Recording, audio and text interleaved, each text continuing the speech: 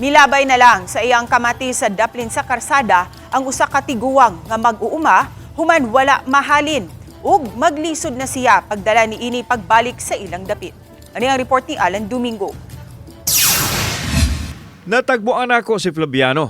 Kauban ang apo nga nag-asa sa sako nga gisudlan og kamatis kay iya na untang ilabay sanglit wa man kini palita sa mga komprador tungod kay hinog na ang kamatis. Apan iya na daay nalabay og una ang usa ka sakong hinog nga kamatis sa kilid sa kalsada. Iyahang ilabay nani pa ka himsog para nila marag override pero ang tinuod nga rason is barato kaayo niya lugusa pa gyud sila makahalin mo ni nga instead nga lang dadon balik sa ilahang balay nga layo ra gikan dinhi ila na lang ilabay to na karon dito ang iyahang mga kamatis sa ubos. Ada ko gasto noon ani pero wala ko masubay kay tungod man sa kabrato sa baligyaon. Alkansi na kay ka.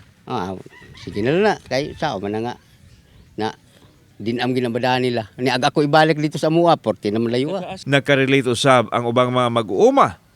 Mahalin man tuod ang ilang kamatis ug ubang mga abot sa umahan apan barato usab kaayo. Ang kamatis, tag 20 ang kamatis niya, ang sili, tag 20 sa sili.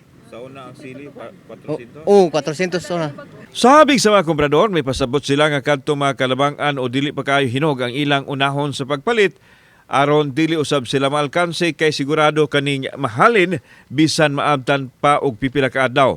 25 ngadto sa 27 pesos ang kumpra nila matag kilo sa kamatis gikan sa mga mag-uma.